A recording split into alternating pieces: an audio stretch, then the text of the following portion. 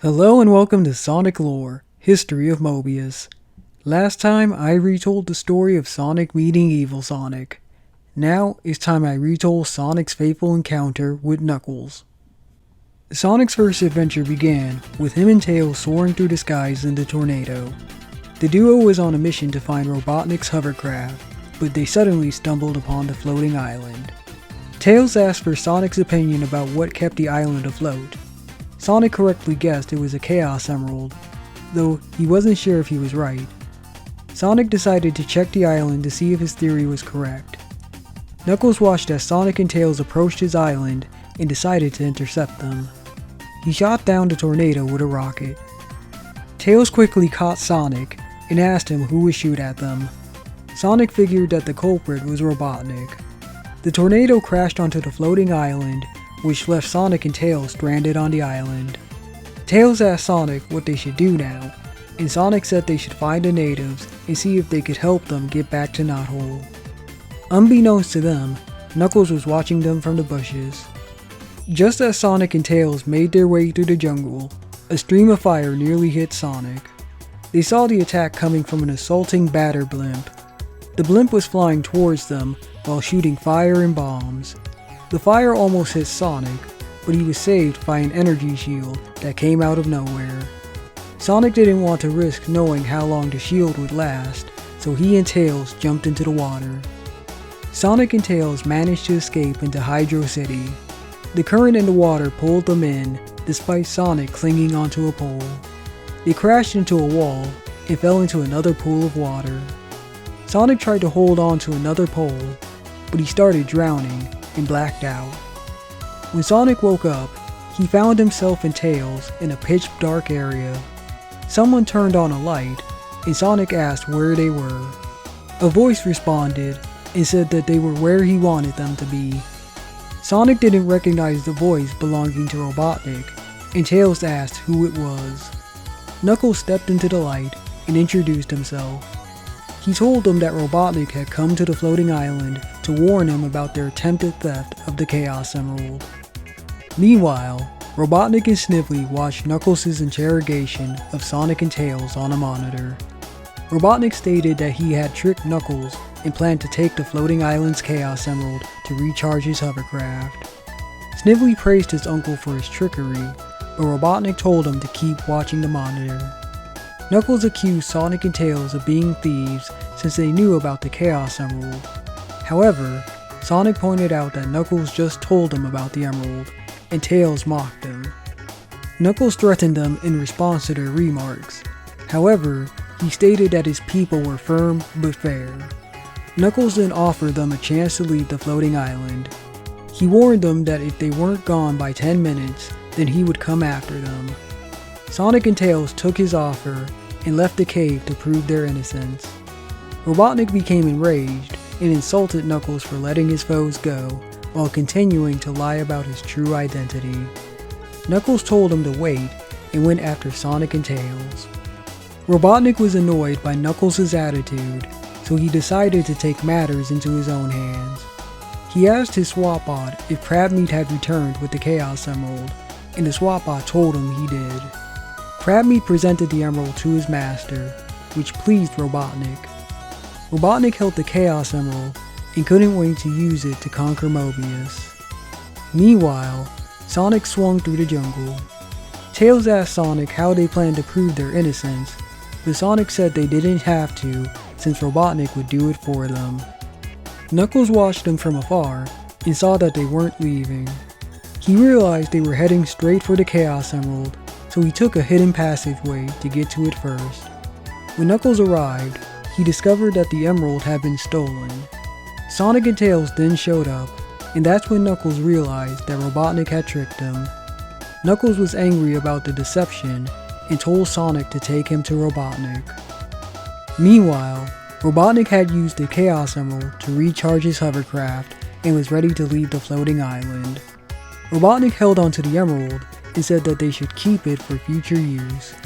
Suddenly, the emerald was snatched from his hand. Sonic revealed himself with the emerald in his hand and alongside Knuckles. Robotnik became angry and ordered his SWATbots to attack them. However, Sonic and Knuckles easily defeated the SWATbots.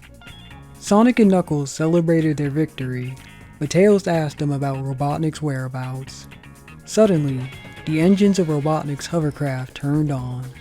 The hovercraft started moving, so the trio jumped out of it. It turned out that Robotnik was the one who turned on the hovercraft. As he escaped, he swore vengeance against Sonic and Knuckles. Sonic said that it was good that Robotnik was gone, and Tails asked about their plane. Knuckles revealed that he had picked up the pieces of their plane while they were unconscious. Sonic used his super speed to put the tornado back together. Sonic and Tails then flew back to Knothole, and Knuckles watched them leave, while feeling like he would see them again in the future. Sonic's other adventure began when he was carving a wooden statue of Antoine. Tails praised Sonic's ability to combine his sonic spin with his artistic skills to Bunny, but Sally suddenly shouted for Sonic to stop. Sonic was irritated that Sally and Rotor made him ruin Antoine's statue. Rotor apologized, but Sally dismissed Sonic's attitude and told him that she and Rotor had returned from a reconnaissance mission outside Robotropolis. Sally informed everyone that Robotnik had created an orbiting space weapon called the Robo Storm. The spacecraft could fire a series of powerful rays at Mobius and roboticize any living thing in a 100-mile radius. Antoine asked Sally how she knew about Robotnik's machine. Sally told him that she and Rotor saw it and overheard Robotnik bragging about his creation. Sonic said they had to stop Robotnik's Robo Storm from being launched, or else they were doomed. Sally said she had a plan, but it involved getting past a team of SWATbots. Sonic told her that they wouldn't be a problem. Later, the group monitored the Robo Storm from outside Robotropolis. Bunny pointed out that Robotnik loved building machines that looked like him. Sally asked Sonic how he planned to get rid of the SWATbots guarding the Robo Storm.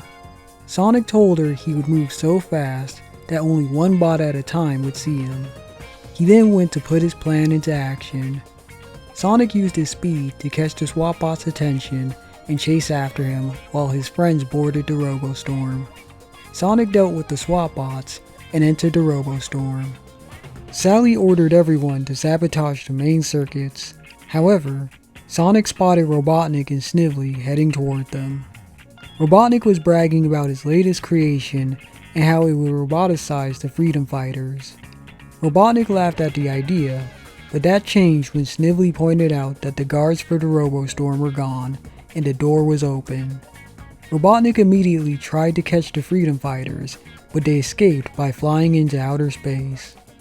Once they were far enough away from Mobius, Sonic asked Sally how they were supposed to sabotage the Robo Storm while in it.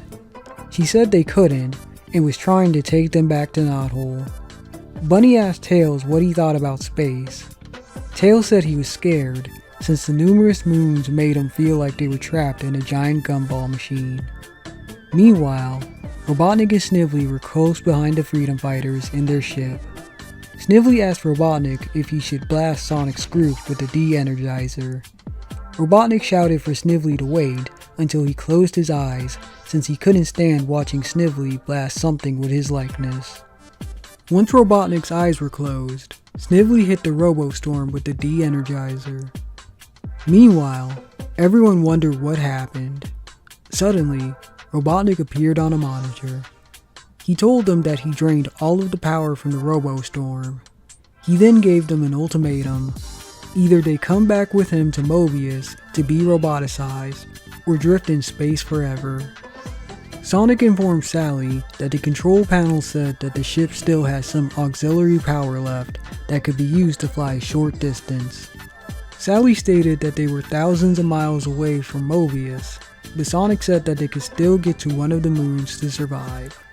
With no choice left, the freedom fighters headed to the nearest moon. As they closed in on the moon, Sonic shouted out that they didn't have enough power for a soft landing. However, instead of crashing, the ship halfway sunk into the moon's muck.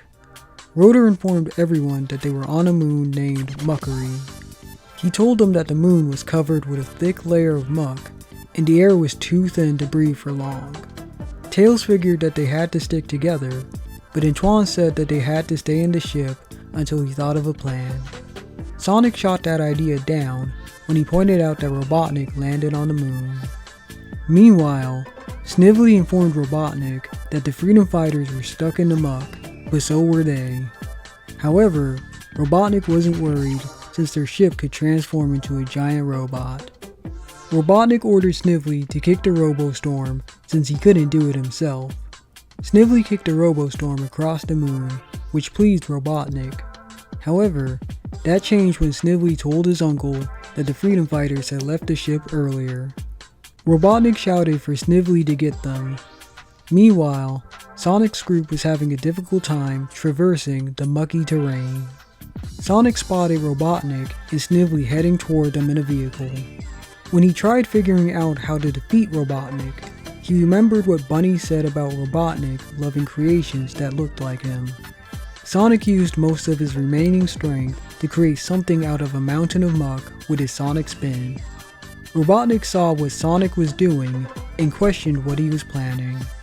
At first, he ordered Snively to stop him, but he changed his mind when he saw what Sonic had done. Robotnik got out of his vehicle and was amazed to see a giant sculpture of mush that looked like him. Suddenly, the sculpture fell on Robotnik. Sonic used his speed to clear the muck and make a path to Robotnik's ship. Everyone got on board and headed back to Mobius, while Snively helped his uncle out of the muck. The next day, Rotor asked his friends why they hadn't eaten his special breakfast. Everyone told him that they weren't interested in eating Mobius mush. And that's it for this part of Sonic Lore, History of Mobius. If you enjoyed this video, then please sub, like, and comment for more. Thank you.